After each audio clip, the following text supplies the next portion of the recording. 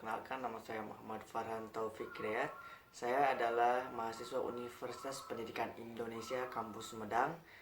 Saya mengambil jurusan PGSD Penjas. Kelas saya adalah Penjas 5B. NIM saya 1803786.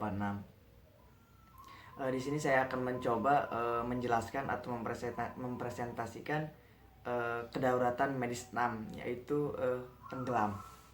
Nah, di sini teman-teman pasti bertanya, apa sih tenggelam itu? Nah, gejala tenggelam. Nah, gejala tenggelam yang pertama adalah orang yang tenggelam dapat menunjukkan tanda-tanda berupa suara yang keluar akibat panik. Nah, ketika kita tenggelam ataupun kita melihat orang yang tenggelam, pasti terlihat panik.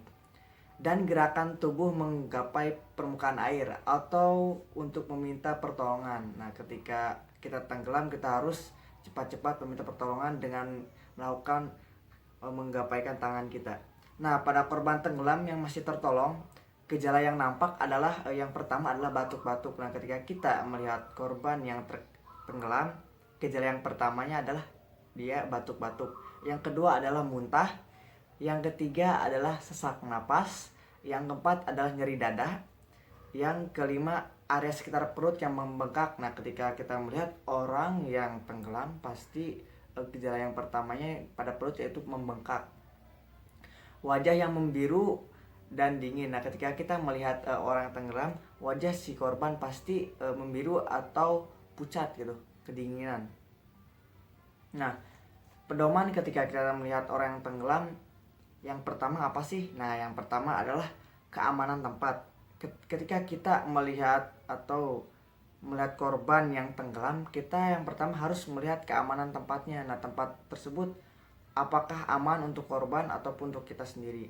Yang kedua, kondisi penderita. Nah, ketika kita melihat korban, kita harus melihat kondisi penderita tersebut ketika telah menolong korban tersebut. Kondisinya apakah darurat ataupun tidak. Ketika kondisinya masih bisa kita tolong, ya kita harus melakukan pertolongan. Apabila sudah darurat, kita harus segera membawanya korban tersebut ke rumah sakit. Yang ketiga adalah kondisi air. Nah, ketika kita melihat orang tenggelam, lihat dulu kondisi airnya apakah berarus ataupun tenang. Nah, ketika berarus deras, kita harus cepat-cepat menolongnya dengan menggunakan papan ataupun pelampung yang ada di tempat kita yang tersedia. Yang keempat adalah sumber daya yang tersedia. Ketika kita melihat korban tenggelam, kita harus melihat kondisi sekitar kita. Sumber daya yang tersedia itu apa? Apakah ada kayu ataupun apapun yang tersedia di sekitar kita harus melihatnya segera mungkin. Nah, ketika kita tenggelam, apa sih yang harus kita lakukan? Nah, ketika kita tenggelam, yang pertama kali kita harus apungkan tubuh seperti orang tidur terlentang gitu. Seperti ini. Terlentang dan kaki pun diluruskan seperti orang terlentang. Nah, yang kedua adalah biarkan wajah menetap ke atas. Nah, ketika kita tenggelam, yang kedua yang harus kita lakukan adalah biarkan wajah menatap ke atas untuk memastikan kita tetap bisa bernapas. Nah, ketika kita tenggelam, posisi kita harus kepala kita harus ke atas supaya pernapasan kita itu bisa bernapas di dalam air. Ketika kita tenggelam juga, jika kita menemukan botol kosong ataupun barang-barang yang terapung, segera mungkin kita harus memeluknya atau menangkapnya di dada kita supaya kita terapung. Nah, yang ketiga yaitu jika Anda menggunakan sepatu, biarkan sepatu tersebut tetap terpasang. Nah, karena bisa membantumu tetap mengapung. Nah, ketika kita tenggelam memakai sepatu, biarkan saja sepatu tersebut supaya kita bisa terapung gitu. Nah, penanganannya apa sih ketika kita melihat orang tenggelam? Nah, ketika penanganannya si penderita atau korban tersebut respon, yang harus kita lakukan yang pertama adalah pindahkan penderita ke tempat atau ke daratan ketika kita melihat korban yang tenggelam tersebut. Yang kedua, lakukan pemeriksaan dini. Ketika kita melihat korban atau sudah menolong korban yang tenggelam, lakukan pemeriksaan terlebih dahulu, pemeriksaan dini. Kita lihat kondisi korban tersebut. Nah, yang ketiga, apabila si korban terlihat kita membutuhkan oksigen, kita harus memberinya oksigen atau napas buatan. Nah, yang keempat adalah jaga kehangaran tubuh penderita. Ketika kita menolong korban, kita harus menjaga kehangatan tubuh penderita tersebut. Nah, gimana sih apabila si korban tidak merespon gitu ketika tenggelam? Jika penderita tidak respon di air dangkal, yang pertama yang harus kita lakukan adalah pertahankan jalan napas. Nah, pertahankan jalan napas tersebut, biarkan si korban itu terlentang. Pernapasan kepala menghadap ke atas. Yang kedua, topang punggung penderita. Nah, ketika korban kita tolong di air dangkal, yang kedua harus topang punggung penderita. Nah, ditopang berarti jadi punggungnya ditopang oleh paha kita biar seperti agak gini.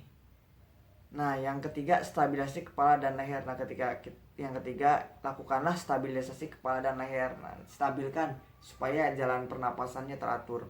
Yang keempat, pertahankan wajah tetap ke atas bila respon dan menghadap ke bawah jika tidak respon. Nah, jika respon korban tersebut, posisikan kepala ke atas, dan apabila tidak merespon, posisikan kepala ke bawah.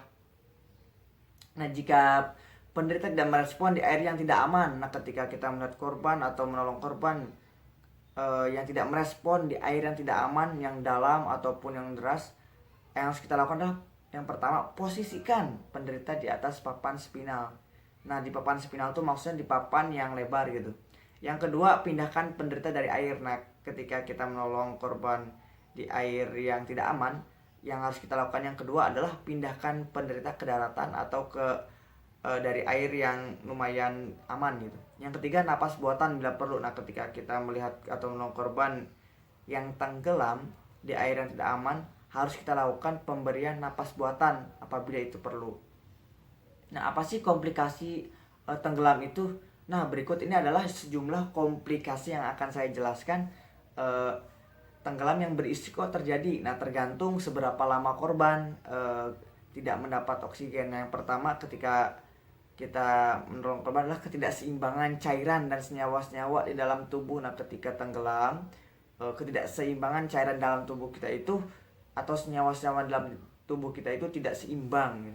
Yang kedua adalah hemolisis. Apa sih hemolisis itu? Nah, hemolisis yaitu hancurnya sel-sel darah merah. Nah, ketika kita tenggelam, komplikasi tenggelam itu yang kedua adalah hemolisis, yaitu hancurnya sel-sel darah merah.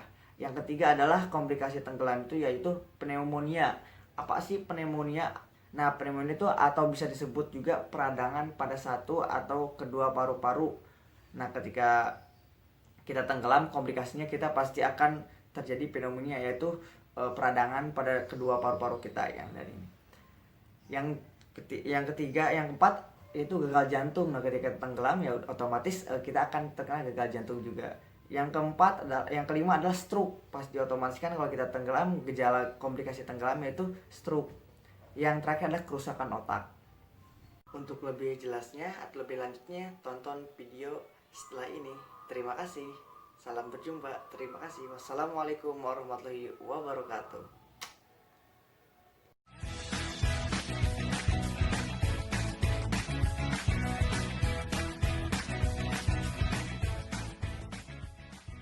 Saat akan menolong orang tenggelam, Anda harus memperhatikan keselamatan diri terlebih dahulu dan tidak bertindak gegabah jika tidak bisa berenang. Ciri-ciri orang yang terancam tenggelam adalah posisi kepala di atas permukaan air dan tangan menggapai-gapai. Badan setengah membungkuk seperti sedang menaiki tangga, kaki bergerak-gerak dan kepala mendongak ke atas. Kepala timbul tenggelam dan berusaha untuk tidak tenggelam. Sama sekali tidak mengangkat tangan, kaki tidak bergerak, dan kepala cenderung berada di bawah permukaan air. Jika berada di pantai, kepala berada di bawah gelombang air dan terlihat panik. Saat melihat korban tenggelam, Anda harus berteriak meminta tolong agar menarik perhatian orang-orang di sekitar Anda sambil tetap memperhatikan posisi korban. Jika korban hanyut, terus ikuti korban. Anda juga dapat meminta pertolongan Basarnas dengan menghubungi call center 115. Sebelum menjangkau korban, pastikan posisi diri aman, cari pegangan pada sesuatu yang kuat. Apabila perlu, ikatkan badan pada pohon atau tiang kokoh. Apabila posisi korban dekat dari tepian, ulurkan tangan untuk menjangkau korban. Namun, jika posisi korban jauh dari tepian, jangkaulah menggunakan benda-benda ringan namun kuat. Gunakan cabang atau ranting kayu, bambu, atau galah. Setelah dapat menjangkau, tarik korban ke tepian dengan lembut dan tenang. Jangan menghentak karena akan mengejutkan korban sehingga pegangan bisa terlepas. Anda juga dapat melemparkan benda-benda mengapung ke arah korban. Benda-benda tersebut antara lain styrofoam, botol plastik, ban dalam mobil, serta papan kayu. Jangan sampai melempar benda-benda tersebut hingga mengenai korban karena dapat mengakibatkan korban cedera. Lemparlah kurang dari 1 meter dari posisi korban. Apabila tidak dapat menjangkau korban dari tepian dan tidak dapat melempar benda-benda mengapung, Anda dapat mendekati korban dengan benda atau alat yang dapat mengapung seperti perahu, kano, papan selancar, batang pohon pisang, atau batang bambu. Lakukan dengan hati-hati karena kondisi panik korban dapat mencelakai Anda. Bimbinglah korban dengan tenang untuk meraih benda atau alat tersebut, kemudian stabilkan dan bergeraklah bersama ke tempat yang lebih aman. Jika menggunakan alat bantu yang lebih lebar, seperti perahu atau papan lebar, naikkan korban di atasnya dengan hati-hati. Metode lain untuk menolong korban adalah dengan berenang. Tentu saja Anda harus memiliki kemampuan berenang dengan baik. Jika Anda sendiri yang terancam tenggelam, lakukan teknik mengambang dan menunggu pertolongan, atau disebut juga dengan teknik uti mate.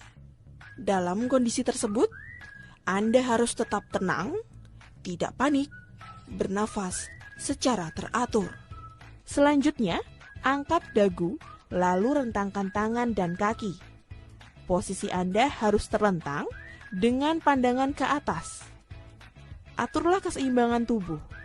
Jika Anda mengenakan sepatu olahraga, jangan dilepas, karena hal itu akan membantu kaki Anda untuk mengapung. Raihlah benda-benda mengapung di sekitar Anda, seperti botol, kayu, jerigen, dan buah kelapa kering. Jangan banyak bergerak untuk menghemat tenaga hingga pertolongan datang. Tetaplah berhati-hati saat beraktivitas di perairan dan utamakan keselamatan.